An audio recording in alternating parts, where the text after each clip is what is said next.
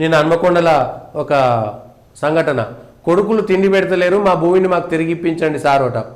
ఈ చంద్రయ్య సారమ్మ వీళ్ళు 10 ఎకరాలు ఉంటే 3 కొడుకులకు పంచితే 3 కొడుకులు వాళ్ళకు మాకు ఎక్కువ వచ్చింది తక్కువ వచ్చింది వాళ్ళకాలు కొట్లాడుకొని పాపం పెద్ద మనుషులకి బోవు పెడతలేరట. రాష్ట్రంలో ఇట్లాంటి సంఘటనలు అనేకం ఉంటాయి.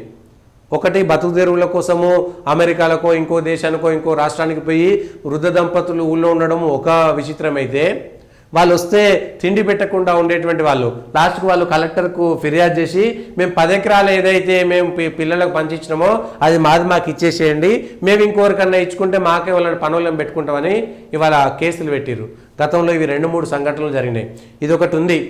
ఎవరైనా సరే వయసు పైబడినటువంటి పెద్దలు తమ ఆస్తిని పిల్లలకి ఇస్తే పిల్లలు పెద్దగైనాక వాళ్ళు చూసుకోకపోతే తమ ఆస్తిని తిరిగి పొందేటువంటి హక్కు ఉంది. కాబట్టి దయచేసి ఇట్లాంటివి జరగకుండా చూసుకోవాలి. ఇప్పటికే వృద్ధాశ్రమాలు ఏమన్నా అమ్ముకొని ఏ వృద్ధాశ్రమానికి కొన్ని డబ్బులు ఇచ్చేస్తే వాళ్ళే తిండి పెడతారు.